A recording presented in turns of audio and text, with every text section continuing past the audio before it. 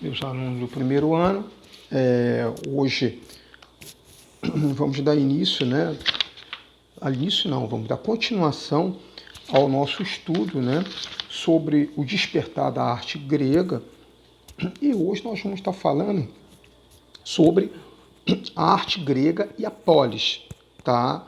Vamos também estar falando sobre a inauguração do estilo clássico e vamos terminar esse nosso assunto com a nossa atividade. Bem, hoje, a partir dessa nossa aula, a gente vai ter uma outra, vamos dar início, né, a uma outra forma, tá, da gente estar verificando o nosso aprendizado e com isso também avaliando. Vai ser a atividade em forma de desafio. Então toda aula vai ter, no final da aula, vai ter uma pergunta relativa ao assunto estudado ou relativo a uma matéria já dada, né, em que vai ter uma pergunta. E o aluno responder essa pergunta de forma correta, ele vai ter a atribuição de ponto. Tá? E como vai ser a forma de participação? Você vai colocar sua resposta lá onde tem a atividade de dúvida.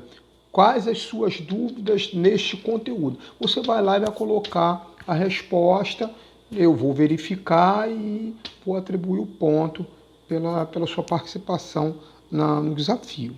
Tá? Bem, então vamos lá. Bem, falando sobre a arte, né, grega, a gente tem que entender que os antigos gregos eles não tinham essa obsessão da vida e da morte como os egípcios que a gente viu, eles tinham, né? Mas eles não tinham obsessão pela morte, mas se preocupava com o conforto de sua vida, de sua existência terrena. E por causa disso, eles sempre buscavam imortalizar as suas ações e suas crenças. E essa forma de imortalizar as ações e as crenças era feito por meio da arte. Tá? Então, com isso aconteceu uma valorização do humanismo. E também do tempo presente, valorizar o momento que se vive, tá? E isso foi o que? O alicerce da formação do pensamento grego clássico, tá? Então, a organização das cidades-estado gregas, né? As polis, chamada polis, né? Elas acabaram facilitando o desenvolvimento como a cidade de Atenas, né? E isso teve, tá, um papel muito importante na evolução da arte grega. Bem, principalmente na arte e na agricultura, tá? A Grécia Antiga ela deu ênfase a esse período. Tá? A arte ela teve uma notabilidade no período clássico. Tá? O que atribui-se esse desenvolvimento ao quê? Tá? O nível de perfeição tá, buscado, perseguido na elaboração do trabalho artístico, estava associado ao equilíbrio político e social. Tá? Então eles acreditavam que, estando tudo bem na política, tudo bem na sociedade, a arte tinha que ser bela. Tá? Então, isso tinha a ver com o alcance de perfeição da polis, tá? Com uma instituição da democracia ateniense. Então, 480 a.C., tá? Houve a vitória dos gregos sobre os persas, tá? E com isso, tá? Essa posição de supremacia alcançada por Atenas, tá? Entre os povos, todos os povos gregos, a cidade acaba tendo um certo destaque. Tá? Então, e com isso, tá, aconteceu o chamado Momento de Ouro. E esse Momento de Ouro aconteceu no governo de Péricles. Tá? Que rolou? A partir de 460, tá, foi reconstruída a Acrópole, e a Acrópole de Atenas, ou Acrópole ateniense, ela era o símbolo da superioridade ateniense, tá? E por causa disso, a cidade de Atenas tornou-se o berço, tá, de uma das maiores revoluções da história da arte. Por quê? Porque ela registrou nas obras pictóricas, escultóricas e com destaque para a hierarquia, tá, toda essa superioridade, tá? E a principal forma de manifestação, tá, ela sempre perseguia, tá, a sua elaboração, tendo formas naturais, tá, e tendo também o escorço. O que é o escorço? O escorço é a representação da figura humana, mas levando em consideração as leis da perspectiva. Eu vou mais para frente eu vou mostrar para vocês uma figura que tem um esquema desse estudo, tá, da perspectiva e da proporção. Então, o que acontece? Com isso tudo, durante o governo Péricles, tá, houve o apoio às artes por meio do mecenato estatal. Eu já falei para vocês o que é mecenato. Mecenato é quando uma autoridade, um rei, uma instituição, ela acolhe um artista e ela sustenta a existência daquele artista em troca da autoria de umas certas peças a serem entregues. Tá? Então, nessa época de grande resplendor em Atenas, como polis grega, né? Diversos reinos investiram na construção de monumentos e houve uma série de encomendas de obras de arte. Tá? E é desse período os aperfeiçoamentos pictóricos, tá? Também houve a elaboração de um vocabulário arquitetônico clássico, tá? Passou a existir uma nova concepção de arte e também a formação mental da importância do papel do artista na sociedade, tá? Então, a partir desse momento, os artistas e o público passaram a reconhecer o valor artístico das obras, tá? E não apenas a sua adequação à função, ao emprego daquela obra, tá? Mas também a sua importância. Então a arte passou a se tornar o quê? A partir do momento que se reconheceu essa importância, a arte passou a ser assunto de debate. Quem debatia?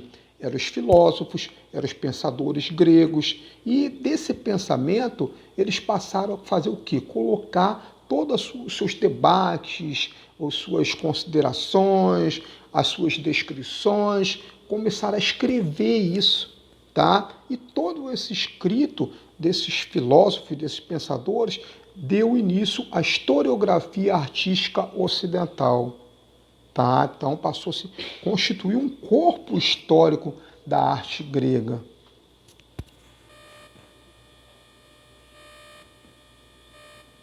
Bem, aí eu mostro para vocês aqui a Acrópole, né? O símbolo da superioridade ateniense, tá? Que era onde residia os vários deuses, né? E em contrapartida, a gente tem aqui, né, a Ágora. A Ágora é o lugar onde a vida acontecia, né? É o local público, é a praça, né? E a sede do governo e administração da cidade, tá? Bem,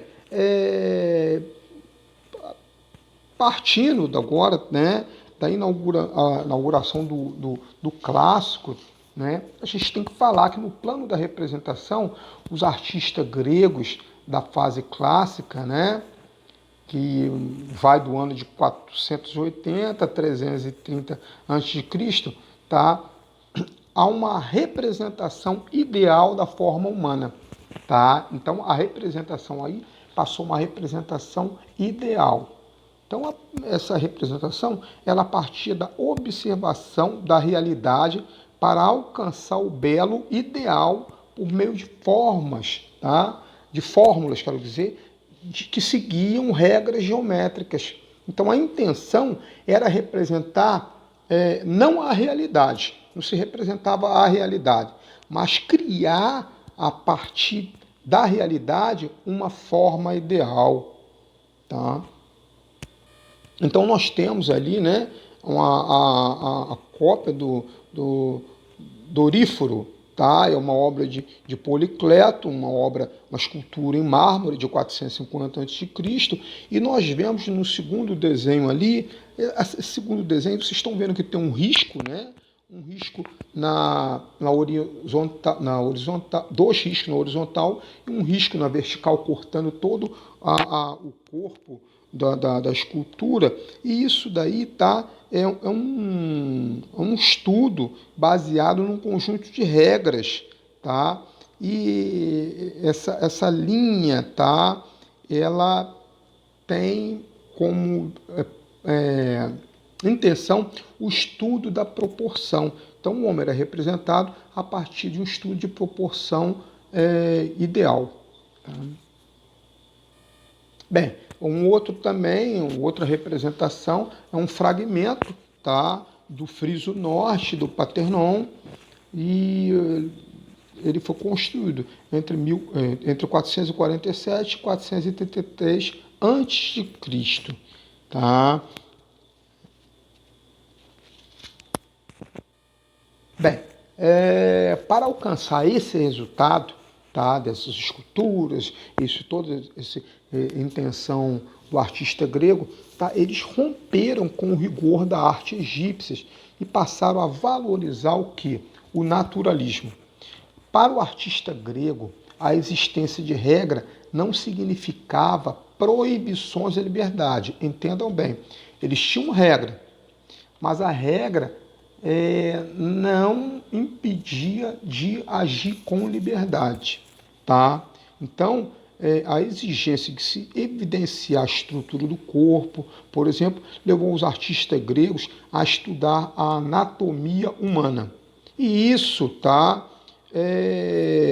resultou numa representação que nos deixa até perceber o movimento muscular do representado e até mesmo tendo o representado usando roupas, você vê a torção, o movimento muscular representado naquela obra ali. Tá? Então, a linguagem clássica, ela possui esse equilíbrio, né? A adesão às regras e a liberdade de criação dentro dessas mesmas regras. Você pode criar com liberdade, mas seguindo aquelas regras. Então, a partir do século XV, tá, a gente percebe o domínio total da perspectiva, através do movimento e do escorço. Tá? Outra característica do período é que os artistas gregos não se prendiam às regras já estabelecidas. Então, para executar uma escultura, uma obra, tá, eles contrariavam até mesmo as regras existentes. Um exemplo disso, tá, é um confronto de dois escultores, né, o Praxíteles e o Lísipo. Todos os dois eram atuantes no século IV a.C. Então, o Praxíteles, ele criou, tá, um tipo antiatlético. Não tinha aquela preocupação de criar um homem forte, um homem musculoso. Não. Ele fez uma obra mais valendo-se do naturalismo e leveza em suas figuras, principalmente na figura de deuses e deuses, tá? E Praxíteles introduziu na escultura grega um conceito mais sensual de beleza física, obras hoje apreciadas em cópias romanas, tá? Uma referência de liberdade. Tá? Essa liberdade parece não ter agradado a Lísipo, que condenava a displicência, a indolência das formas adotadas por Praxíteles. Tá?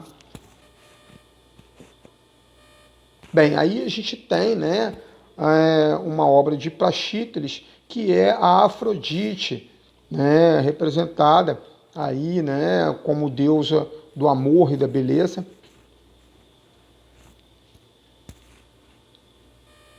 Nós temos aí, né, uma obra de Lísipo, né?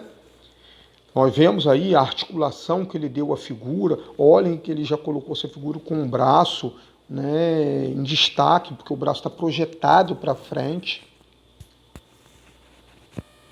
E temos também, né, uma informação de que o Praxíteles criou com isso, que mesmo eles aproximando desse naturalismo, tá, não significou que eles abriram mão da expressão dos valores universais e nem da perfeição e da beleza. Tá? E por esse motivo, mais que pensar em uma cópia da aparência real dos objetos e figuras humanas, é preciso que a gente considere a noção de verossimilhança, tá? Por exemplo, a famosa escultura do Escóbolo, de Miron, tá? Ela permite entender essa questão. Tá? Apesar do original ter sido desviado, ter sido quebrado, né? Foram feitas cópias dessa imagem, e essa obra ela tem uma busca nela, né? Uma forma, um cuidado tão grande, que o Miron ele representa até o movimento do atleta na hora de ele lançar o disco. E o fato, tá, esse domínio desse movimento faz parte da conquista da arte grega. Por quê? Porque permite a gente ter uma impressão de realismo absoluto quando a gente admira essa obra de arte. Tá? Olha a torção, né, que Miron atribuiu a essa figura. Tá? É uma cópia romana em mármore, ela foi feita no século V a.C. E o mais interessante é que a gente observando com cuidado, tá, o movimento do atleta, a forma como ele está segurando o disco, a forma como ele levanta, nós somos levados a acreditar que para se lançar o disco é esse movimento que tem que ser feito, tem que se colocar nessa posição. Tá? Então a escultura seria assim, um modelo que ele criou, um modelo universal de ação atlética. Tá? Então a partir do século V, ocorreu uma verdadeira revolução no mundo da arte. Por quê? Porque isso tudo foi traduzido pelo apego do artista grego à realidade, ao humanismo, à razão. Tá? E a partir de então a tradição artística e o pensamento ocidentais, tá, tem recuperado a herança dessa revolução e de seus resultados. Bem, então para concluir a nossa aula, tá, eu vou deixar aqui uma atividade com base nesse assunto que pede o seguinte: segundo o filósofo Sócrates, os artistas deveriam, em suas obras, representar a grande atividade da alma, observando como os sentimentos afetam o corpo em ação. Qual a alternativa a seguir indica a maneira como artistas gregos atenderam à demanda do filósofo? Olha só, nós temos 5 opções. Mantendo-se fiéis à forma de representação egípcia, representando o corpo humano de maneira naturalista, respeitando regras e métodos de representação, representando apenas os rostos das figuras para enfatizar a fisionomia, ou inserindo textos explicativos nas imagens. Tá? Apenas uma é a correta. Bem, e quanto ao nosso desafio, tá? Vamos hoje explicar como que é.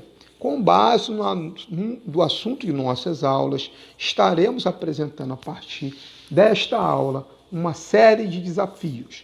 E os alunos que alcançarem êxito no cumprimento serão pontuados pelas tarefas pedidas. Então, pesquisem sobre essa imagem e respondam na atividade de dúvida a resposta. tá? Qual o nome dessa obra? É uma escultura grega e de seu autor, tá? Então você vai informar o nome da obra e o nome do autor, e se você fazendo de forma correta, você vai ter atribuído a esse desafio um ponto. Tá? Bem, vamos ver qual é a figura? Vamos lá. É essa figura. Essa figura faz parte do nosso desafio, tá? É uma obra grega, tá? E hoje ela faz parte de um acervo de um museu muito importante. É a única dica que eu posso dar para vocês, e está ali a interrogaçãozinha para vocês darem o restante das informações, tá? Então, por hoje é só, um abraço e até a próxima aula.